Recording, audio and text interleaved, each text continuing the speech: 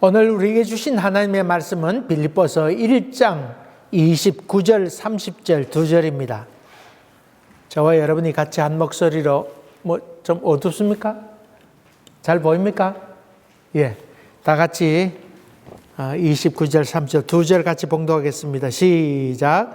그리스도를 위하여 너희에게 은혜를 주신 것은 다만 그를 믿을 뿐 아니라 또한 그를 위하여 고난도 받게 하려 하심이라. 너희에게도 그와 같은 싸움이 있으니 너희가 내 안에서 본 바요 이제도 내 안에서 듣는 바니라. 아멘. 아멘. 여러분 반갑습니다. 우리 예배 드린 지 언제 같이 예배 드렸죠?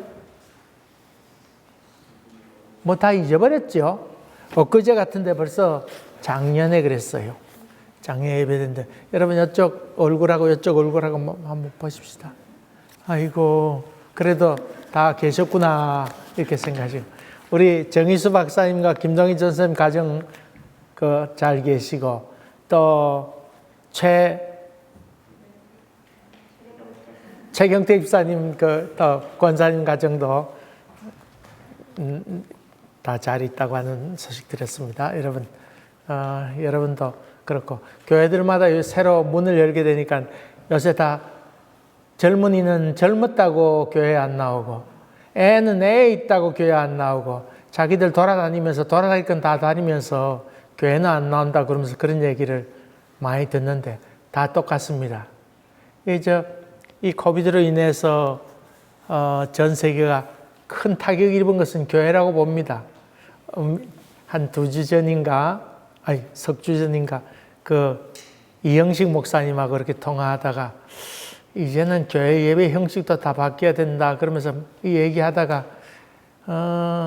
우리 때 부흥의 기간도 있었지만은 그러나 이 교회가 이렇게 쇠락하게 되는 것을 우리 눈으로 바로 보게 되어서 마음이 너무 괴롭다고 하는 그 얘기를 이영식 목사님이 이렇게 하시면서 극히 공감했습니다.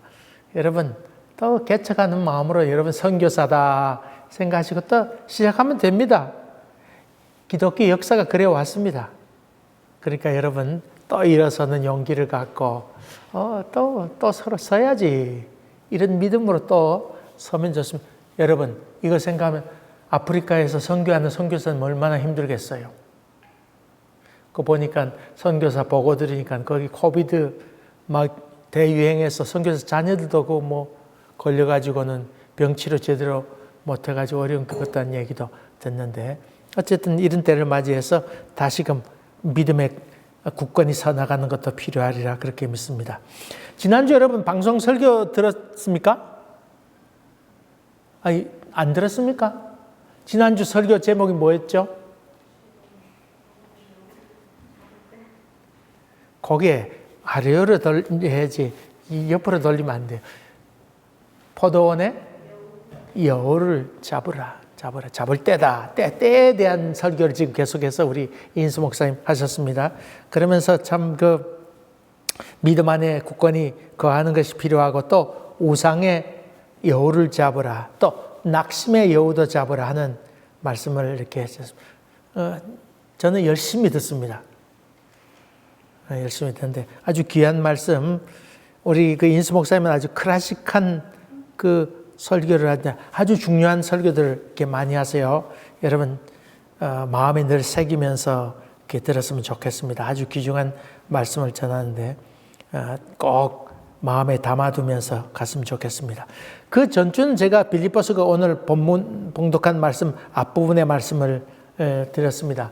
그리스도인답게 생활하라. 그럼 그리스도인답게 생활하는 것이 무엇이냐?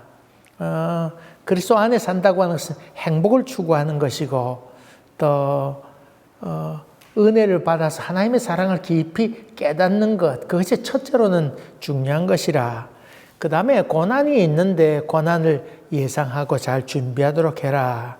담대해라. 그 말씀을 드렸습니다. 오늘은 1편에 이어서 좀 2편에 해당되는 말씀입니다.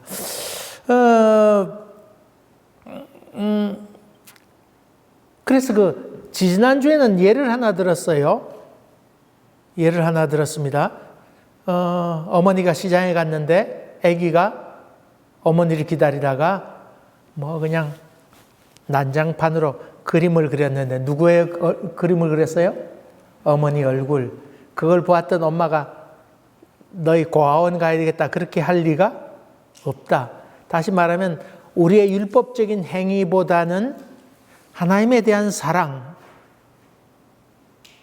그것을 간직하며 걸어가는 것이 중요하다는 얘기입니다. 여러분, 그 말씀 들을 때 그렇구나 생각하셨어요? 아니면 이게 뭐야 이거 뭐 이렇게 들었어요? 어때요?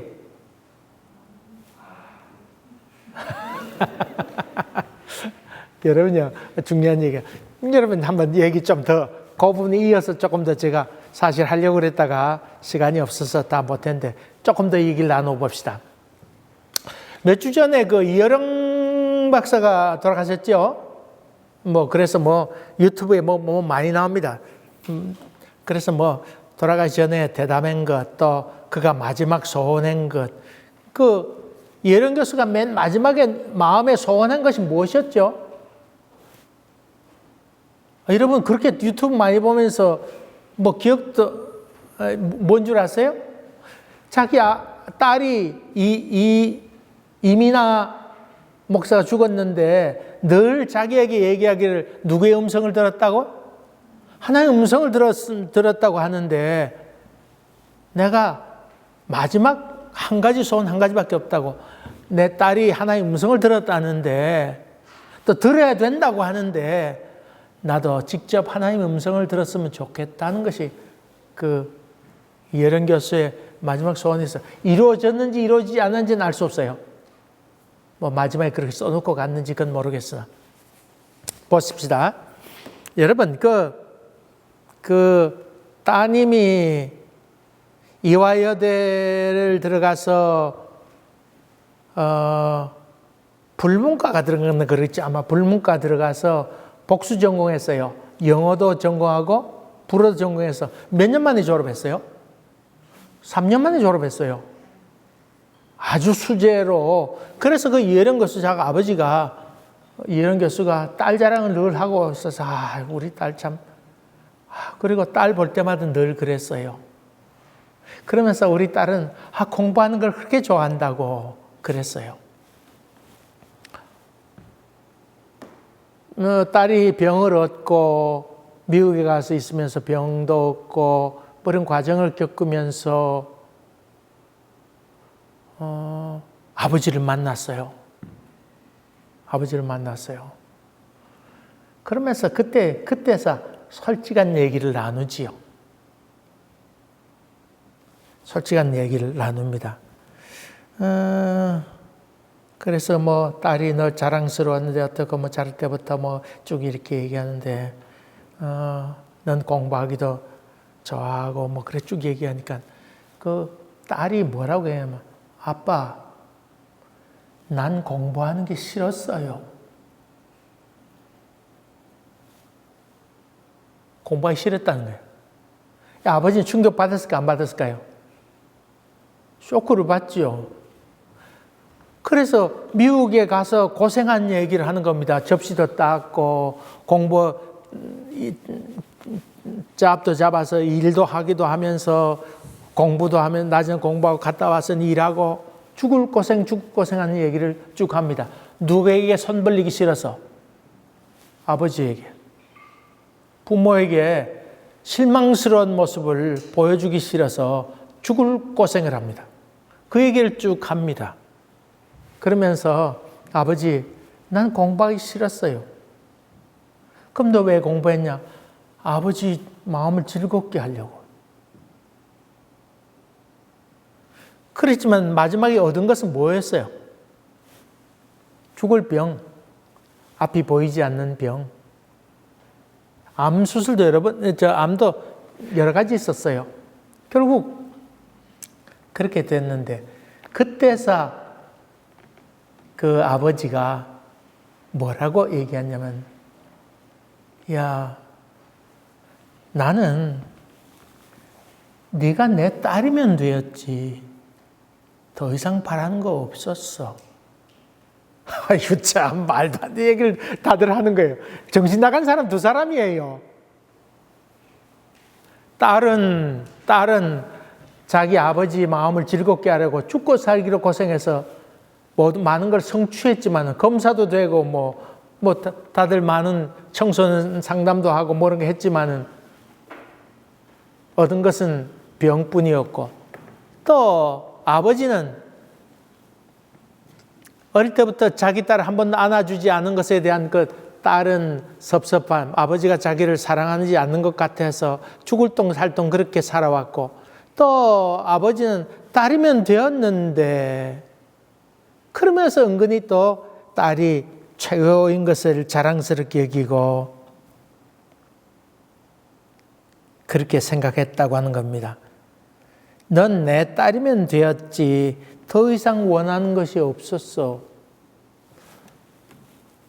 여러분, 중요한 것, 그게 그 이혜령 교수와 그 딸의 전체 중심되는 이야기지요. 다른 건 다른 얘기들은 별 중요한 얘기, 그분이 지성의 대명사다. 저는 그 이혜령 교수가 쓴 에세이를, 전집을 제가 많이 읽었습니다. 왜 많이 읽었느냐 하면, 에세이를 좀 읽으면 문장력이 좀 뛰어난다고 그래서 열심히 많이 봤는데, 그 김영석 교수의 철학 에세이도 많이 봤는데, 늘지도 않아요. 타고난 걸 어쩔 수 없더만요.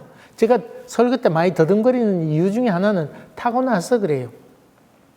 근데 제가 많이 읽었어요. 사실 이혜령 교수가 쓴 책도 많이 읽었는데, 지금은 그렇게 남는 거 없어요. 여러분, 중요한 것은 넌 내 딸이면 되었는데, 더 이상 바랄 것이 없는데, 그게 핵심이지요. 여러분, 하나님께서 우리에게 원하시는 것은 무엇답게 살아가는 것? 자녀답게 자녀답게 살아간다고 하는 것은 내 사랑을 내가 받고, 아이고, 아버지가 날 사랑하네요. 너무 고맙네요. 그렇게 하는 것이 제일 첫째 되는 것이라고 하는 겁니다. 중요한 겁니다. 자, 율법으로 헌금 많이 내고 또 주일날 주일날 예배, 주일 참석하고, 그것만이 그렇게 해서 하나님 마음을 기쁘게 하는 것 아니고, 아이고, 우리 아버지께 가야지. 아이고, 이런 생각. 아이고, 주님께서 우리를 위하여 은혜를 주셨구나. 이것을 기억하는 것이 첫째로 중요한 것이라고 하는 것. 그게 복음에 합당하게 생활하는 것이라 하는 말씀을 드렸습니다. 이해가 되시죠? 아주 중요한 얘기입니다. 별것 아닌 얘기였지만은 제가 중요한 얘기를 별것 아닌 얘기처럼 얘기했을 뿐이지 굉장히 중요한 우리 복음의 핵심입니다. 무슨 말인지 알겠죠? 그래서 여러분이 주일날 교회 와서 아니면 사업 잘 돼가지고 하나님께 영광 돌려야지 그런 얘기는 하지 마세요. 여러분이 그리스도 안에서 즐거워하는 것이 하나님께 정말 기뻐하는 것이라고 하는 것입니다. 그게 첫째로 중요한 겁니다. 그러면서 이어서 사도 바울은 대적이 있을 것인데 두려워하지 말아라. 하나님의 자녀로서 떨 일이 뭐가 있느냐, 걱정하지 말아라. 그렇게 설명하면서 오늘 본문 말씀 29절에 그리스도를 위하여 너에게 은혜를 주신 것은 다만 그를 믿을 뿐만 아니라, 예수를 믿는 것 첫째 되는 것이고, 또한 그를 위하여 고난도 받게 하려 하심이라. 두 번째로 한 걸음 더 나가서 고난 받는 것도 중요한 예의라고 하는 것을 설명하고 있습니다. 그러면서 은혜를 주셨다. 은혜를 주셨다. 하나님 은혜를 주셨다고 하는 말은 무슨 말이냐 하면, 하나님의 자녀가 되게 하셨구나, 그런 말이죠. 또 하나님께서 우리를 사랑하시는구나, 그런 깨달음이죠. 내 딸이면 족하다, 다른 거, 공부 못하면 어때? 괜찮아. 이런 하나님의 음성을 듣게 될 때에 하나님의 마음을 이해하게 되고, 하나님이 참 좋으신 분이로구나 하는 생각을 갖게 되는 것. 다시 말하면 하나님의 마음을 알게 되는 것이 첫째로 중요한 것, 은혜를 받았다, 그 말이죠. 여러분, 은혜 받았다는 말은 하나님께서 우리를 사랑하시는구나, 이것을 접수하는 것입니다. 마음에 받아들이는 것입니다. 여러분, 은혜가 왔다. 이것을 믿게 된 것은, 하나님을 믿게 된 것은 은혜가 왔기 때문이죠. 종종 이렇게 전도하다가 그만두는 경우 많이 있죠. 그러면서 에이 뭐 때가 돼야 되지 뭐 내 맘대로 되나 뭐 그렇게 해서 더 이상 얘기하지 않는 경우도 많이 있습니다. 말로 되나? 깨달아야지. 은혜가 와야 되지. 근데 성경은 은혜는 이미 우리에게 와 있다 안 와 있다? 이미 은혜는 와 있어요. 주 예수 대문 앞에 기다려 섰으나 은혜는 우리 가운데 있다고 하는 것을 염두에 두세요. 비겁하게 또 책임 회피하기 위해서 은혜가 와야지 그런 말 하면 우리는 되지 않는다고 하는 것입니다. 성경에 보면 참 난처한 입장에 처한 사람을 보게 되지요. 그 성경 공부 시간 동안에 요즘 출애굽기 하고 있는데 출애굽기 10개의 재앙을 지금 해나가고 있는데 보면서 참 답답한 안타까운 사람이 한 사람이 있어요. 그것은 모세예요. 모세가 가서 바로에게 얘기하면 바로가 듣는다 안 듣는다? 도무지 듣지 않아요. 하나님께서 말하기를 내가 마음을 강팍하게 해놨다. 그럼 강팍하게 해놨으면 가지 말고 좀 기다려라. 그래야 될 거다 하나님이. 근데 모세복은 또 뭐라 그래요? 또 가라 얘기해요. 이 하나님이 정말 참 하나님 참 너무하시다. 그런 생각을 가져요. 몇 번씩이나. 10몇 번 같잖아요. 정말. 그걸 보면서 이거 참 듣지 않을 것이다. 그런데 너는 가라고 얘기합니다. 또 안 가려고 그러면 또 불러내가지고 또 가라고 얘기하지요. 또 가서 말하라고 합니다. 참 괴로운 사람이 모세입니다. 그 말은 중요한 의미가 있습니다. 때를 얻든지 못 얻든지 너희는 가서 전파하라고 하는 것이지요. 그때는 우리가 알 수 있다 없다. 너희에 관여할 바가 아니다. 때는 누구에게 속했다? 하나님에게 속했다고 하는 것을 거듭해서 얘기하는 것이지요. 만약 그 때를 안다고 그러면 우리가 이렇게 살 필요 없죠. 하나님 믿을 필요까지는 없는데 그때는 하나님께 속한 것인데 하나님에 속한 것을 인간이 마음대로 할 것 아니다. 너는 기꺼이 그냥 순종할 뿐이다. 여러분 성경에 거룩이란 말이 나옵니다. 거룩하다는 말은 구별했다 그런 말이지요. 장소적인 구별을 합니다. 또 물건으로도 구별하지요. 자, 이 식탁이 있습니다. 이런 것이 있는데 저 식탁이란다. 그 강대상이 있습니다. 그냥 다른 데 있으면 그냥 뭐라 그래요? 탁자입니다. 근데 이것이 교회에 있으면 뭐라 불러요? 성물로 부르죠? 거룩한 일에 쓰임 받는 것이다. 다시 말하면 물건으로서 구별하는 것이 있죠? 물건으로 구별합니다. 또 장소로서 구별하는 경우 있습니다. 여러분 강대상 강당 많이인데 그것보다도 거기서 예배 드리게 되면 그것이 뭐가 돼요? 예배당, 성전, 거룩한 것이 되지요. 오늘 여기 성전이 됩니다. 그래서 구별하게 되어 있는 것이죠. 뿐만 아닙니다. 더 중요한 것은 시간적인 개념에서 구별되는 것이지요. 여러분 안식일을 거룩하게 지키라고 그랬지요.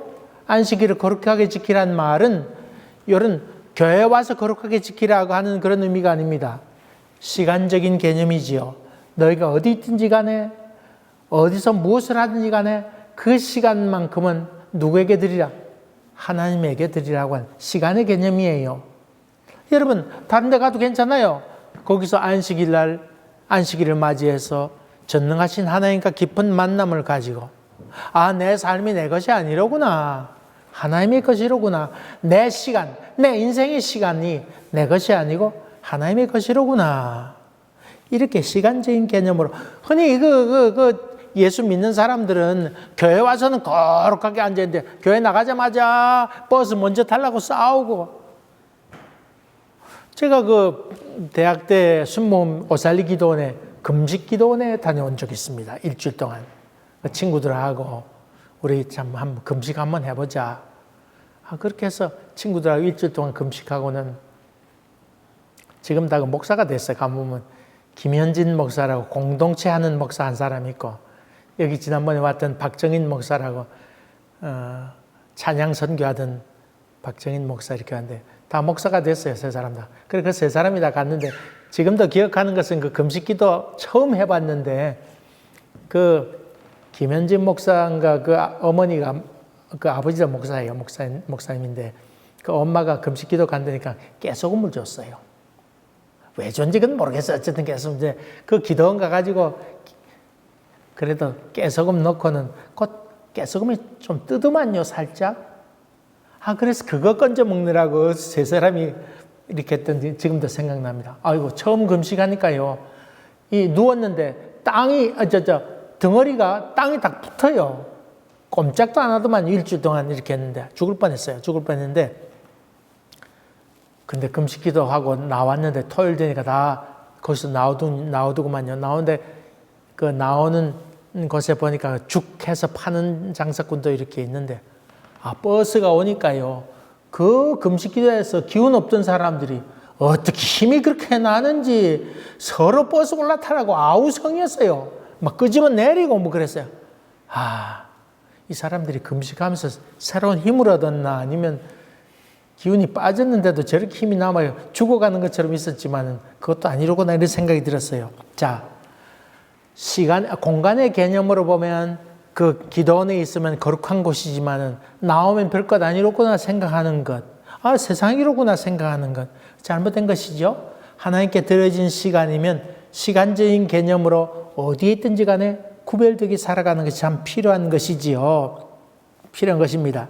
그렇게 해서 장소의 의미보다는 주일날 시간을 들여서 예배 드리러 온다고 하는 것은 이런 시간의 개념으로 더욱더 귀중한 의미를 갖는다고 하는 것입니다. 그래서 구별하는 것이죠. 다시 말하면 전달자는 하나님 앞에 순종해 가는 것이고 시간을 주님께 드리는 것이라 그렇게 볼 수 있습니다. 그러면 우리가 하나님께 전하라 그러면 전할 뿐이면 우리는 뭐 아무것도 할 필요 없네. 그거 아닙니다. 전하는 자가 없으면 어떻게 말씀을 받겠는가. 그래서 우리의 할 일은 하나님께서 부르심에 대해서 우리가 전달자로서의 사명을 감당해내는 것이지요. 또 하나 있습니다. 우리가 마음을 열게 해달라고 간절히 기도합니다. 하나님, 저 마음을 열게 해서 복음을 받아들이게 하옵소서라고 기도를 많이 하는데 한편으로 맞는 얘기지만 또 반은 또 틀린 말이기도 합니다. 자, 최종적으로 결정해서 주님을 마음 가운데 모시기로 결정한 것은 누가 하는 일이다? 내가 하는 일입니다. 주님께서 와 기다립니다. 문을 여는 것은 누가? 내가 할 일입니다. 내가 할 일. 물론 특별히 하나님께 특별한 부름을 통해서 불러주심도 있겠습니다만은 그것 아니고 하나님께서 우리를 부르심에 대해서 내가 아멘, 아이고 주님께서 찾아왔으면 내가 마음을 열지요 라고 고백하면서 내가 받아들이는 것이 중요한 일입니다. 그래서 하나님의 부르심, 하나님께서 은혜를 베푸셔서 그렇고 또한 내가 응답해서 가는 것, 요거 하나님께서 부르심의 100%, 내가 응답해 가는 것 100%, 합해서 몇 프로? 대답하기를 두려워하지 마세요. 다 합해서 100%. 그게 100%예요. 무슨 말인지 알겠죠? 하나님께서 우리를 불렀구나, 은혜로 불렀구나, 감사하구나. 내가 아까 나가야지. 아멘. 라고 결정하는 것. 그래서 이 자기 결정이 중요한데, 그래서 하나님 앞에 섰을 때에, 내가 몰라서 구원 못 받았습니다. 내가 예수를 몰랐습니다. 그건 변명의 여지가 있다, 없다? 없다. 네가 안 믿었으니까 할 수 없지. 그래서 우리의 결정도 매우 중요하다고 하는 것입니다. 우리에게 은혜를 주신 것은 그를 믿게 하려는 것이라. 이런 하나님의 뜻을 믿게 하려는 것이다. 그것을 지금 얘기하고 있습니다. 이제 거기에 한 걸음 더 붙여서 주님께서는 우리를 위하여 고난도 받게 하려 하심이라 그렇게 설명하고 있습니다. 사람은 다 싫어하는 것이 있죠. 고난 받는 겁니다. 여러분, 복 중에 제일 큰 복이 뭐죠? 얘기해 보세요. 다음에 또 이렇게 쳐다보는 제가 그 안경이 눈이 안 좋아서 잘 안 보이지만 뭐예요? 복 중에 제일 큰 복이? 에? 건강 또. 아니 성경대로 좀 얘기해 보세요. 성경. 에? 구원 받는 거. 복 중, 복. 아예 성경에 그냥 구체적으로 나와 있어요. 복 있는 사람은 악인에게 그는 시편에 있는 말씀이고 예수님께서 하신 말씀 중에 복이 있도다 심령이 가난한 자들이요. 그래가지고 쭉쭉쭉 신앙의 단계, 복음의 단계를 쭉 얘기하면서 맨 마지막에는 무슨 복? 의를 위하여 핍박받는 자는 복이 있나니. 그래서 제일 큰 복은 누구를 위하여 핍박받는 것? 하나님에 의해서 핍박받는 것이 가장 큰 복이지요. 여러분 모릅니까? 저만 압니까? 네, 제일 큰 복이지요. 여러분 이 제일 큰 복을 만약에 오늘 예배 마치고 나갈 때 아이고 일주일 동안 살면서 핍박 많이 받으시오 이렇게 인사하면 좋아할 사람 있다 없다? 오늘 나갈 때 한번 그렇게 인사해 볼래요? 벌렁 자빠질 거예요. 제일 큰 복은 의를 위하여 핍박받는 사람은 복이 있다고 그랬는데 예수님께서 그 말 하셨잖아요. 하늘의 상급이 클 거라고. 그러면 우리가 늘 예배 마치고 인사할 때 아이고 집사님 일주일 동안 살면서 그냥 고난 많이 받으세요 이렇게 하면 될 텐데 그런 얘기 하는 사람 있다 없다? 없습니다. 없습니다. 제가 아직까지 본 적이 없습니다. 제가 연말 되면 제가 그 성경 써오잖아요. 글 써가지고 하는데 제가 의를 위하여 핍박하는 사람은 복이 있다 써줬을까요? 안 써줬을까요? 받은 사람 있습니까? 우리 교인 중에? 권영란 씨는 받았습니까? 대단한 거 받았으면 아주 큰 복을 받으셨네요. 여러분 고난은 다 싫어합니다. 이번 그 우크라이나 사태를 보면서 참 여러분 마음 많이 아프지요. 마음 많이 아픕니다. 근데 그 고난 당하는 것을 곁에서 보는 것도 더 힘들잖아요. 더 힘들어요. 그걸 보는 것이 더 힘들어요. 많이 힘듭니다. 우리가 종교를 갖는 이유 중에 하나는 행복해지고 불안으로부터 해방되고 죄에서 해방되고 자유로운 영혼이 되고 하나님께 의탁하는 것은 우리로 하여금 고난 가운데 있는 우리를 건져내달라고 하는 것이 우리의 기도 제목이고 예수님께서 이 잔을 할 수만 있거든 피하게 해달라고 기도하는 것도 고난의 잔을 피해가게 해달라고 하는 기도도 마찬가지지요. 고난을 즐기는 사람은 저 병적인 사람입니다. 병적인 사람이에요. 병입니다. 병.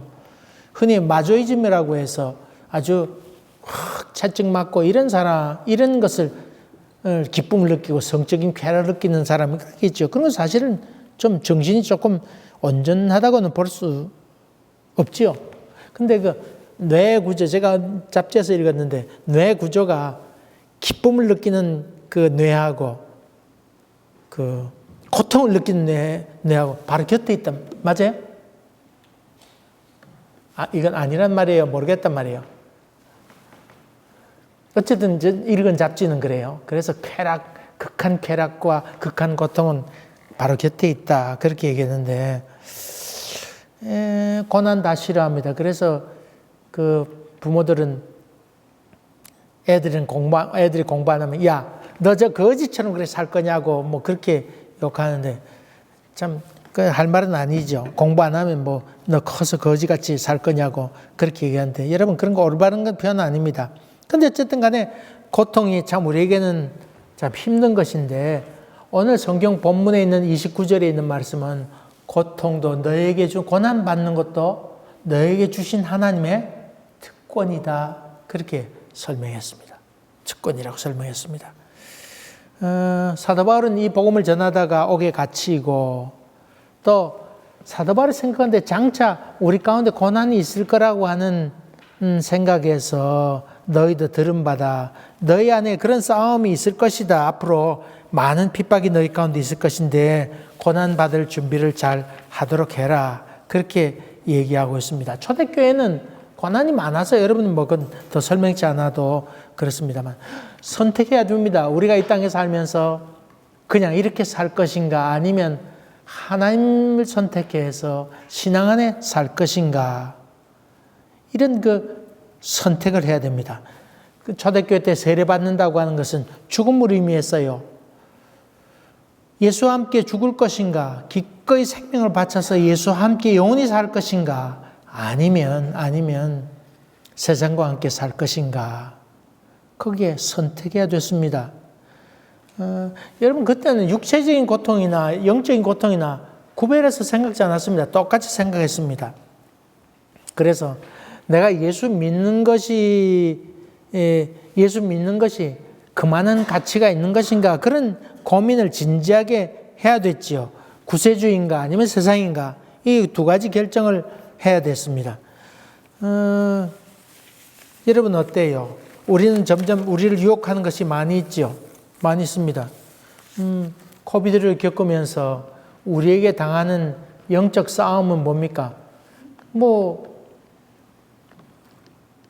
애들 데리고 다 모레는 다 놀러는 다니지만은 교회 오기는 참 힘들어하는 것. 그런 것도 참 그 선택해야 되잖아요. 그렇지 않아요? 우리 북클럽 하는 목사님들 월요일마다 이렇게 가는데 참 다른 교회 목사님들도 그 얘기를 합니다. 놀러는 다 다니면서 교회는 다 안 나온다는 거예요, 이제는. 이제 하나님을 따를 것인가 아니면 그런 데 갈 것인가 하는 이 선택이 별것 아닌 것 같지만은 굉장한 영적 싸움이라고 하는 것, 그걸 다 깊이 깨닫지 못한다고 하는 것이 문제이기도 하지요.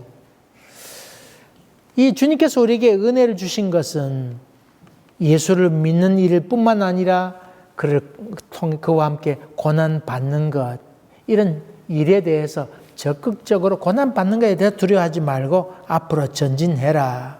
그것을 지금 얘기하고 있습니다. 코비드나 우크라이나 사건을 보면서 한 가지 우리 믿음의 사람들이 기억해야 될 것이 있습니다. 그것은 세상이 조금 더 나아지리라고 하는 생각은 포기하세요. 그러면 여러분이 좀 여유가 좀 생겨요. 여러분 세상이 점점 발전했는데 저런 일이 왜 생기나 그런 질문을 많이 하게 되는데 성경은 우리에게 그렇게 얘기하지 않습니다. 점점 더 종말을 향해 달려가기 때문에 어려움이 더 있다 없다. 더 험악한 꼴을 보게 될 것이다. 여러분 어때요? 2차 세계대전이 있었는데 그때도 많은 사람이 죽었잖아요. 1900년대인데 1940 몇 년도인데 그때 얼마나 많은 사람이 죽었어요. 많은 사람이 죽었습니다. 그리고 지금 우크라이나 사태를 얘기하지만은 한 4천만 정도, 5천만 정도 사람이 죽었는데 5천만 정도 사람이 죽었거든요. 민간인하고 군인하고 합해서 2차 세계대전 때. 근데 러시아 사람이 몇 명 죽었어요? 2,300만 죽었어요. 유럽, 미국, 다 통틀어도 이 러시아 사람 죽은 만큼 되지 않았어요. 그만큼 러시아 사람이 많이 죽었습니다. 전쟁을 거반 이 러시아 사람들이 2차 세계대전을 끝내, 우린 좀 미국 영화만 자꾸 봐서 그렇지, 실제로는 러시아 사람 많이 죽었어요. 특별히, 키예브라고 하는 우크라이나 지방에 있는 사람들이요. 많이 죽었습니다. 독일군에서 포위돼가지고도 숱하게 죽었고, 그 당시만 해도 어마어마한 사람이 그때 죽었습니다. 그러니까 이 사람들은 전쟁에 대해서 이골난 사람입니다. 정말 많은 사람이 희생되는데, 지금도 이렇게 희생되지요. 참, 어떻게 그럴 수 있나, 그런 생각을 합니다. 여러분, 세상은 나아지지 않는다고 하는 생각을 갖고, 두 번째로, 인간은 더 선해졌다, 선해지지 않았다. 달라지지 않았어요, 인간은. 히틀러가 사라지니까 푸틴 같은 사람은 나오잖아요. 나와요. 트럼프는 안 그랬나요? 아유, 참. 여러분, 미국이라고 다 좋은, 선한 것 아닙니다. 별 사람 다 나와서 전쟁을 부추기도 하고 하지요. 부추기도 합니다. 그러니까 세상은 다 인간도 변화되지 않았다고 하는 것이고, 마귀의 하는 일은 역사적으로 봐서 여전히 그때나 지금이나 공격적으로 우리를 향하여 달려든다고 하는 것입니다. 그래서 세상은 점점 종말을 향해 달려간다고 하는 것도 여러분이 기억하셔야 됩니다. 이럴 때 주님께서 우리에게 얘기하기는 너희가 고난도 받을 준비를 해라. 담대해라. 그렇게 얘기하고 있습니다. 여러분, 이런 코비드나 아니면 우크라이나 전쟁만 봐서 그런데 그것 아니고 가정 안에서도 얼마나 싸움이 많아요.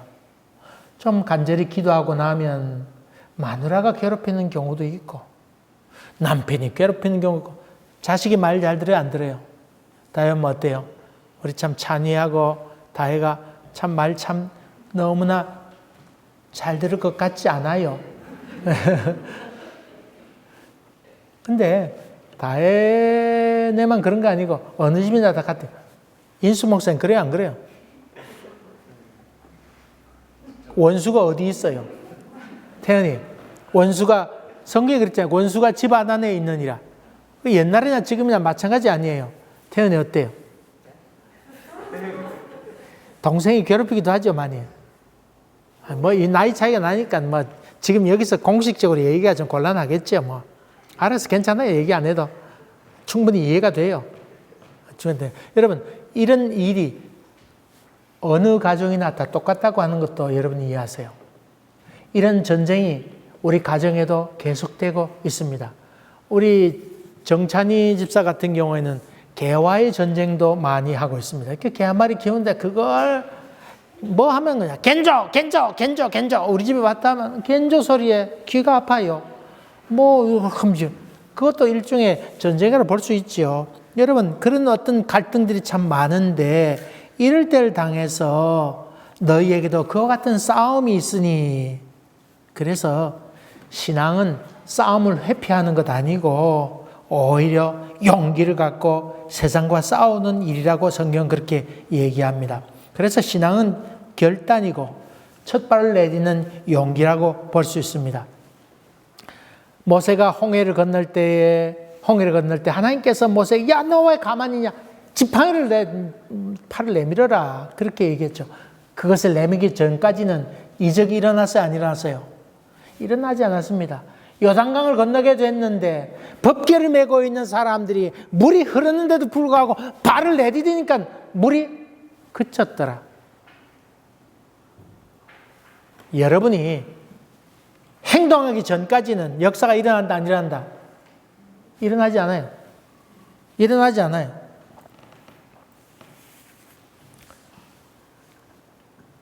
모세가 바로에게 가서 재앙을 내리는 얘기를 합니다. 흑암이 임하게 됐는데 캄캄해졌습니다. 아마도 그냥 까맣게 된 것 아니고 모래바람이 잔뜩 짙하게 하니까 세상이 다 온통 까맣게 된 3일 동안 그렇게 됐다고 그랬지요. 그렇게 하는 꼴을 보고는 바라오는 모세를 불러가지고는 너 이제 너하고 얼굴 볼 일이 없을 거다. 다시 널 보는 날에 너 죽었다. 그렇게 얘기해 주지요. 그때 모세가 덜덜 떨어요, 안 떨어요? 여러분, 누가 갑이고 누가 을이에요? 이 바로가 왕이 갑이고 모세는 을 아니에요? 모세는 얘기를 조금 더 해가지고 자기 민족을 이끌어내야 될 것 아니에요? 이 바로가 마음 돌변해가지고는 야, 저 이스라엘 민족들 다 좀 손 좀 더 봐라. 그냥 고통 좀 더 줘라. 그렇게 하면 어쩔 거예요? 그런 점에 보면 모세는 을이에요. 바로가 너 내일 보는 날에 너 죽는 줄 알아라. 그럴 때에 모세는 아이고 뭐이나. 아이고 내가 잘못했어요. 그랬어요, 안 했어요? 안 했습니다. 그래, 나도 너 꼴 보기 싫다. 당당하게 얘기하고는 뒤돌아서 나오게 됩니다. 이 장면으로 보면 모세는 철저히 을입니다. 잘못했다가는 자기 민족 다 더 격심한 고통 가운데 거할 수밖에 없는 상황입니다만은 그럼에도 불구하고 모세는 거기에 대해서 조금 더 요동치 아니하고 그렇다면 그러라고 안 된다고 나도 네 얼굴 꼴도 보기 싫다 그러면서 그는 나오게 됩니다. 모세는 조금 더 두려워하지 않습니다. 확신에 넘쳐서 담대하게 그는 행하고 있습니다. 하나님이 시작하셨으니 끝장도 보게 할 것이라고 하는 믿음이 그 가운데 있었다고 하는 것입니다. 모세는 여러 가지 불리한 조건 속에서도 그는 당당하게 그렇게 이야기합니다. 나를 따라오려거든 자기 십자가를 지고 자기를 부인하고 나를 따르라. 그런 말이 있습니다. 뭐라 말하는가를 보지 말고 어떻게 행하는지를 보라. 사람 볼 때 뭐 이런 말 저런 말 뭐 아이고 하나님이 어떻게 했어 어떻게 뭐 아이고 믿음 따라 살아야 한다 그런 말 많이 하는 사람 너무 그렇게 믿지 마세요. 쥐뿔도 아닌 걸 가지고 말만 그럴 때가 많이 있죠. 그 사람이 어떻게 살아가고 있는지 믿음 가운데 걸어가고 있는지 아닌지 그런 선택을 하고 첫 발을 내딛는 사람인지 아닌지를 보라 그런 말이지요. 그래서 행동 없는 믿음은 의미가 없습니다. 당신이 첫 발을 내딛기 전까지는 여단강은 멈추지 않는다. 기억합시다. 당신이 직접 나서지 않으면 변하는 것은 아무것도 없다.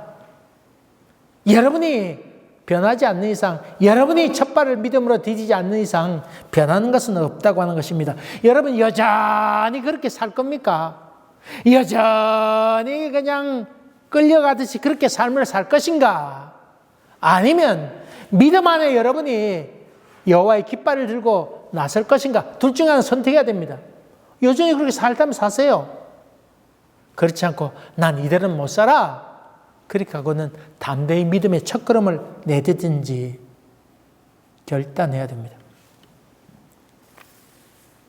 제가 결혼식 한 다음에 신행예배, 신혼여행 갔다 와서 예배 드리거든요. 보통 한국에서는 신행예배를 드립니다. 그럼 제가 몇 가지를 얘기를 합니다. 첫째로는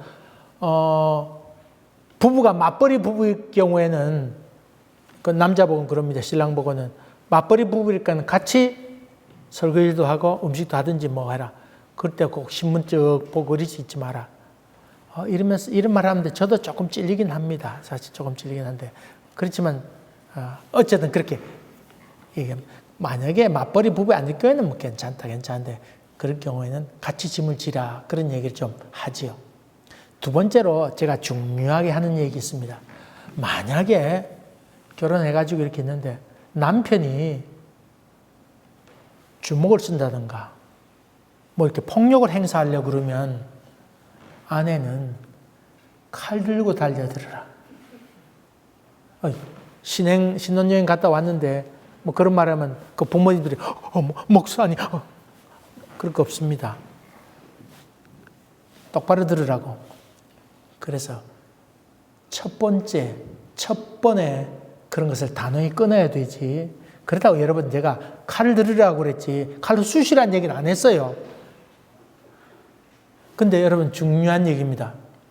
저는 그 한국 교회에 있으면서 참 폭력을 많이 봤어요. 많이 봤고 주일날 이렇게 예배드릴 때면 부인들이 선글라스 끼고 오는 경우도 있죠. 뭐 눈퉁이 반티 돼가지고 시퍼렇게 해서 이렇게 오는 경우도 있고 부부싸움에서 그렇게 됐죠. 근데 보통 그렇게 하는 이유 중에 하나는 좀 지혜롭지 못한 데도 있어요. 주먹이 나가면 보통 피하든가 해야지 뭐 또 맞고 있든가 그런 경우도 좀 있어요. 또 꼭 그런 말 해가지고 남편한테 맞는 경우도 또 있어요. 그건 지혜롭지 좀 못한 거죠. 근데 어쨌든 간에 그런 일이 있을 때는 칼을 들고 달려들어라. 제가 그렇게 조언을 합니다. 다시 말하면 그런 결단도 있어야 된다고 하는 말이 제가 수시란 말 안 했어요. 너무 잔인하게 보지 마세요. 여러분 그런 일이 있을 때 결단하는 것이 참 필요합니다. 마음을 결정했으면 하나님께서 함께 하시니까 하나님 자녀니까 하나님께서 어른이 처리하겠다. 그렇게 결단하는 것도 필요하다는 말입니다. 북한에서 나온 성경 내가 이렇게 봤더니 이거 어떻게 해석했나 그랬더니 이렇게 성경 기록되었습니다.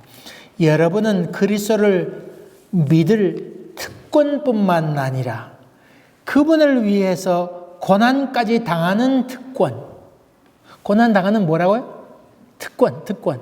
이 번역 잘했어요. 아주 잘했어요. 원어에도 그런 내용을 썼어요. 곧 그리스도를 섬기는 특권을 받았습니다.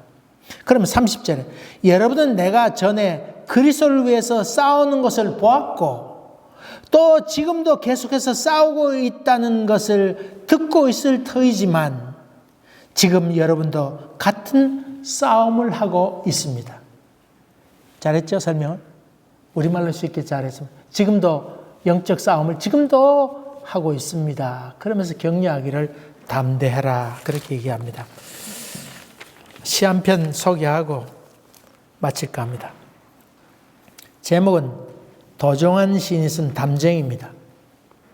여러분 이거 자연을 통해서도 하나님께서 말씀하시죠. 자연을 통해서 하나님께서 말씀하세요. 저것은 벽, 어쩔 수 없는 벽이라고 우리가 느낄 때 그때 담쟁이는 말없이 벽을 오른다. 물 한 방울 없고 씨앗 한 톨 살아남을 수 없는 저것은 절망의 벽이라 말할 때 담쟁이는 서두르지 않고 앞으로 나아간다.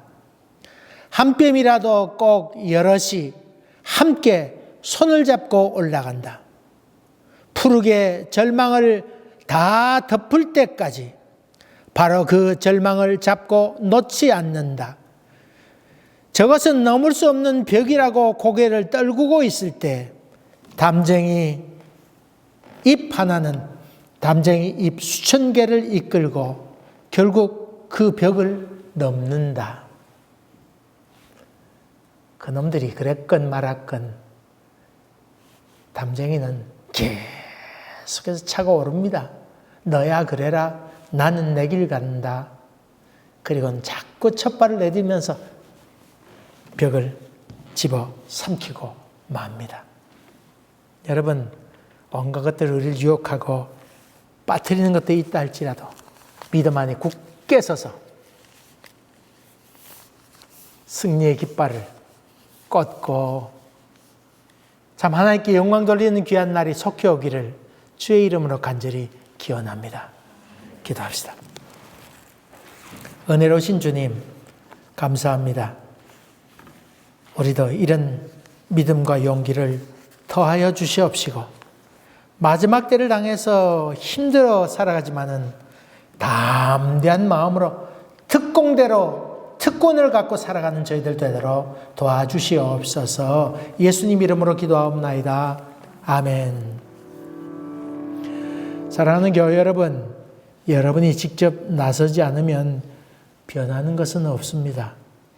여러분이 첫 발을 내딛기 전까지는 여단강은 멈추지 않습니다. 새로운 결단이 한 주일 동안 있기를 주의 이름으로 간절히 기원합니다. 지금은 우리 주 예수 그리스도의 은혜와 하나님 아버지의 지극하신 사랑과 성령의 감동하시고 역사하심이 새롭게 결단하고 용기를 갖고 걸어가는 믿음의 사람들 머리 위에 지금부터 영원토록 함께 계시기를 간절히 축원하옵나이다. 아멘.